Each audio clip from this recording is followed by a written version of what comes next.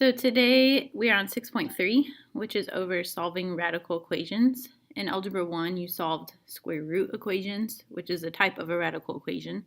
So we'll definitely be solving some equations with square roots, but we'll also be solving equations that have our other types of radicals like cube roots and fourth roots and fifth roots. So there are three basic steps when we're solving our radical equations. And the first step is we want to isolate the radical on one side of our equation. Okay, so we're going to isolate the radical on one side. Sometimes this step will already be done for you. Okay, but if that radical is not isolated, we want to make sure we get rid of anything that's in front of it or behind it, and only the radical is on one side.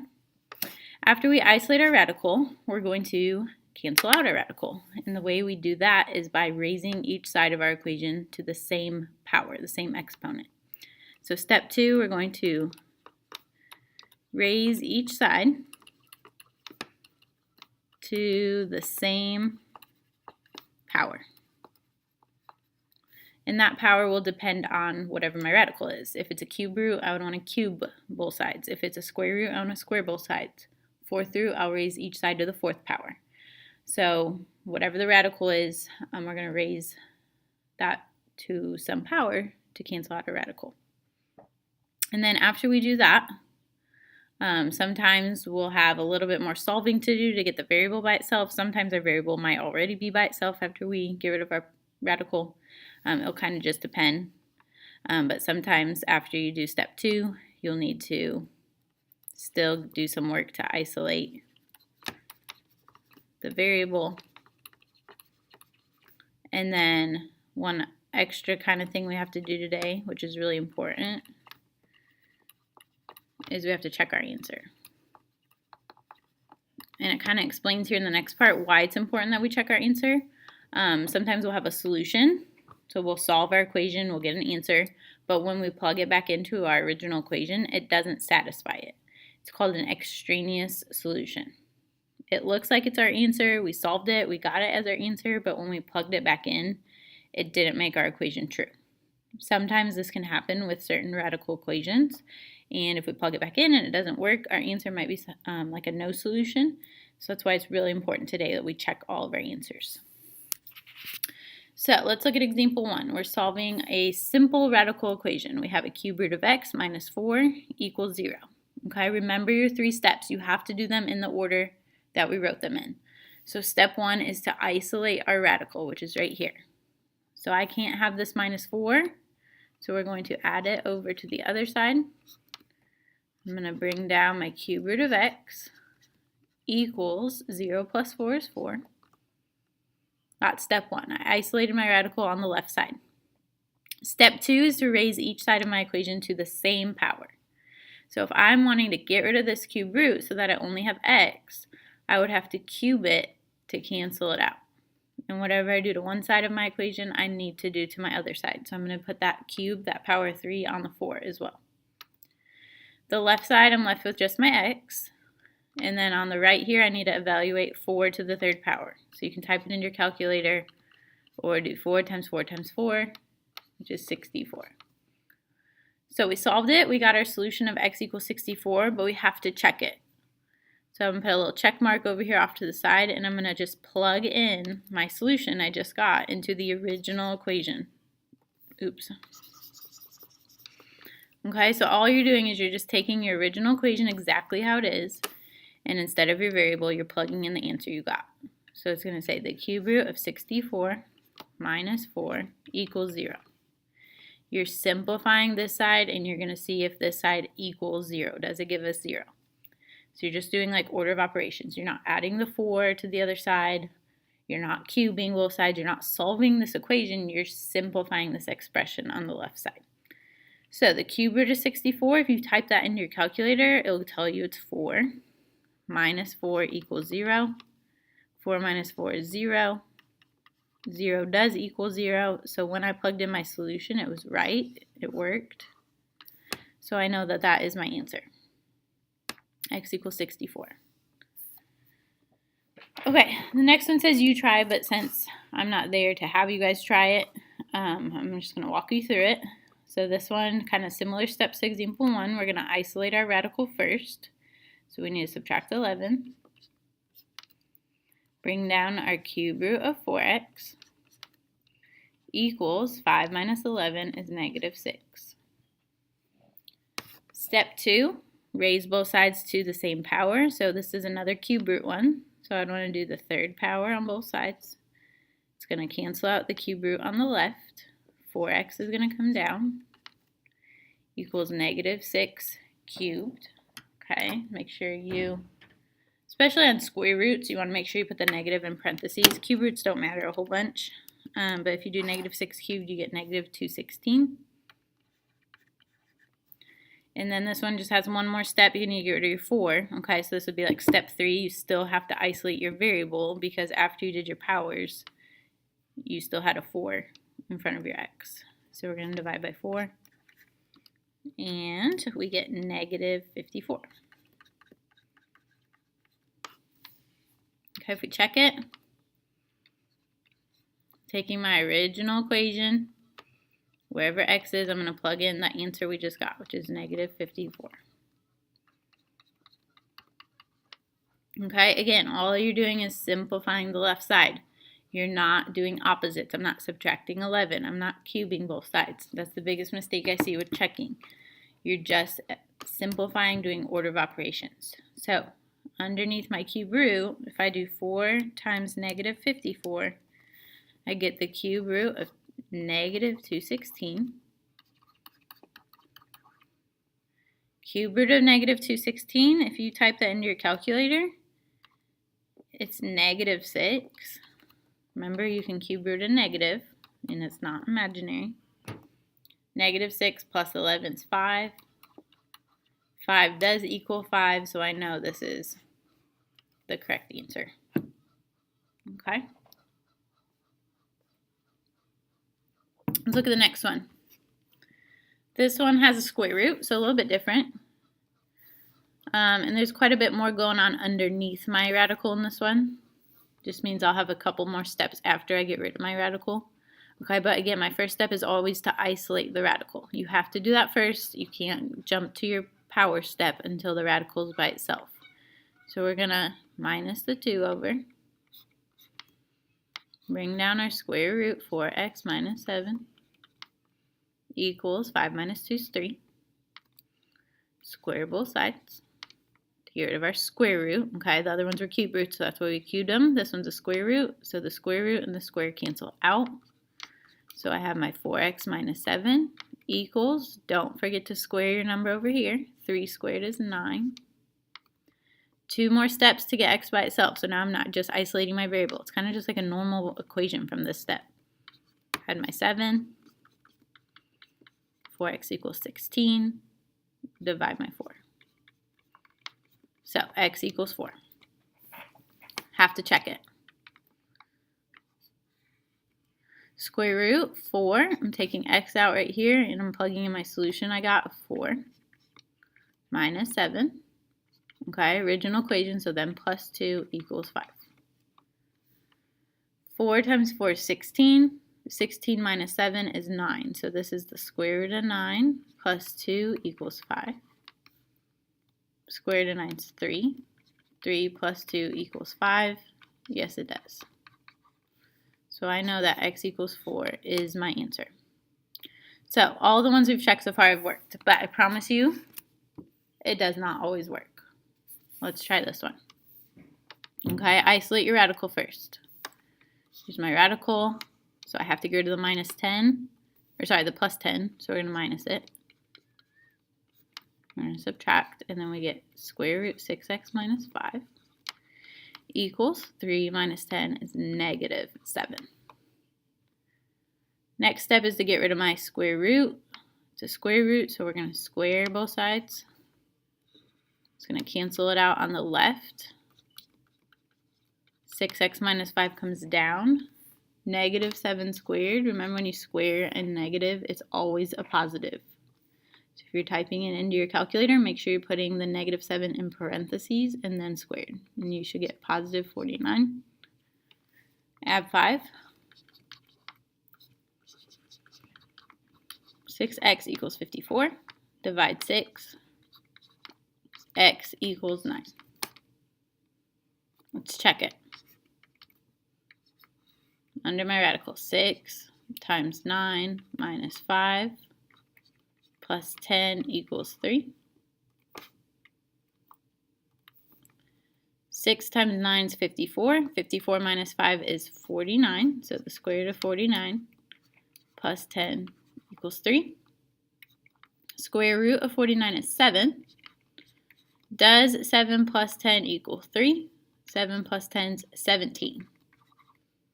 So I solved it. I got 9. But when I plug it in, it doesn't work.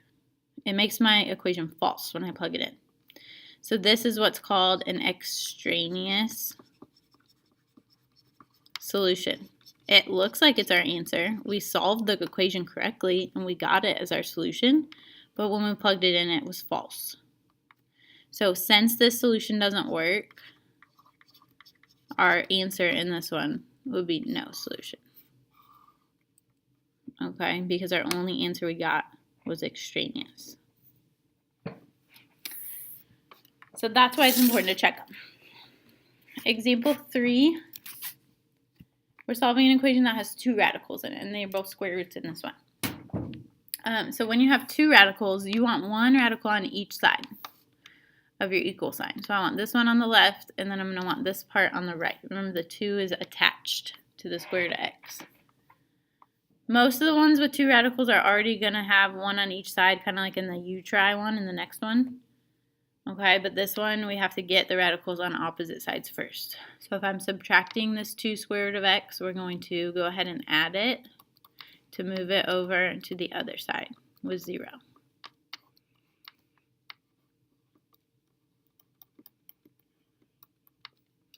So 0 plus anything is anything. And we've isolated our radicals on either side. So now we're going to do our power. It's a square root, so I'm going to square this side to cancel out my square root. Square this side, and I have to be mindful that I'm squaring both 2 and the square root of x. It's kind of like 2 parts. So when I do the square on this side, I'm going to square this 2, which is 4. 2 squared is 4. And when I square the square root of x, the square and the square root cancel out. So it's only x, so 4x equals 3x plus 2. And I'm solving for x, so I need to get my like terms on the same side, so subtract 3x. 2 comes down, 4x minus 3x is 1x, or just x. So I'm done.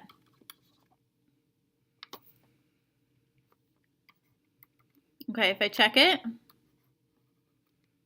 3 times 2 plus 2 minus 2 square root 2 equals 0. 3 times 2 is 6. 6 plus 2 is 8.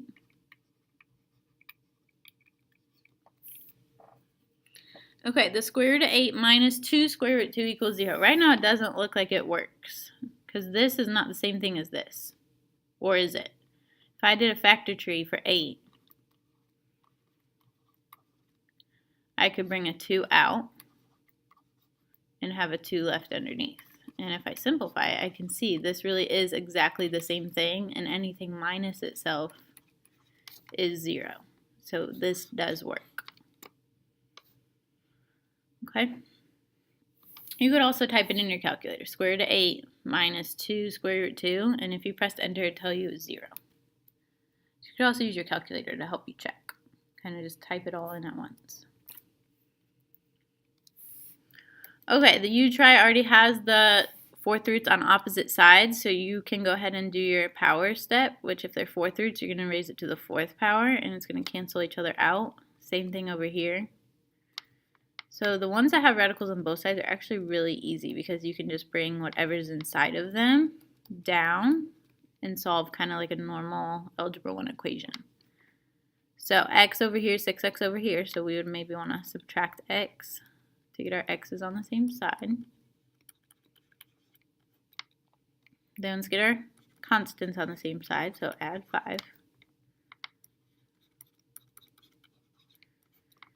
And then 5x equals 15, and divide by 5, and x equals 3.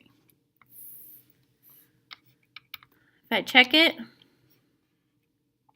6 times 3 minus 5, under my 4th root on the left side, and then 3 plus 10 under my 4th root on the right side.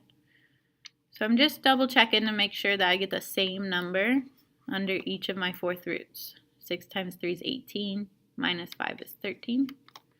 3 plus 10 is 13. Okay, these definitely equal each other. It's exactly the same. So we're good.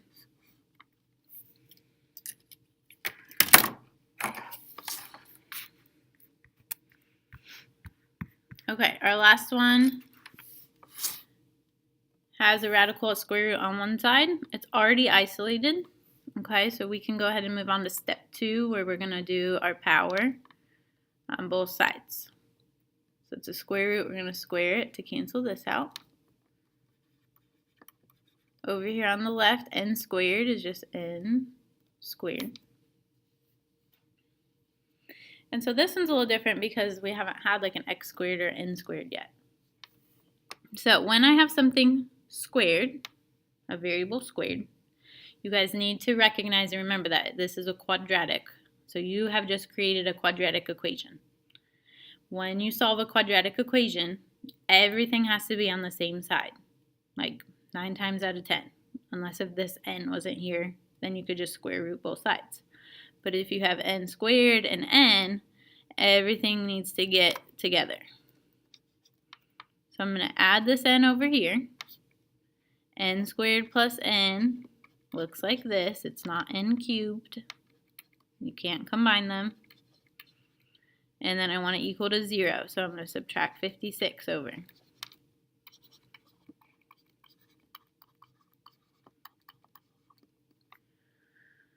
Okay, here's my quadratic equation, equal to 0. 2 options. And if I were here in class with you, I would try and get you guys to come up with our 2 options. Quadratic formula, which isn't our favorite and it's not very fun, or factoring. If you can factor it, I would suggest factoring it because even though maybe you don't like it, it's way quicker than quadratic formula. So this one is factorable. Okay, remember if you don't have the coefficient in front of n, it's 1. So you're trying to figure out what multiplies to negative 56, adds up to 1. If you're not sure, go make a list of your factors of 56 or negative 56. Okay. What's going to work in this one is negative 7 times 8. Multiplies to negative 56. Those add up to 1.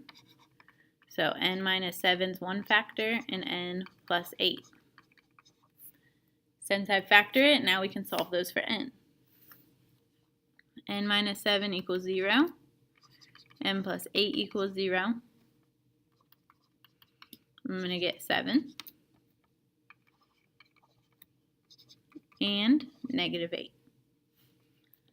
Okay, are they both solutions? We don't know. We have to check it. So we're going to check 7, and then we're going to check our answer of 8. Okay, here's my original equation. I have 2 n's, so I need to make sure I plug in 7 to both of them. Okay, so my check. 7 equals square root 56 minus 7. I'm simplifying the right side in this one since that's where my steps are. 56 minus 7 is 49. Does 7 equal the square root of 49? Yeah, it does. So 7 is definitely a solution. Now we're going to check negative 8.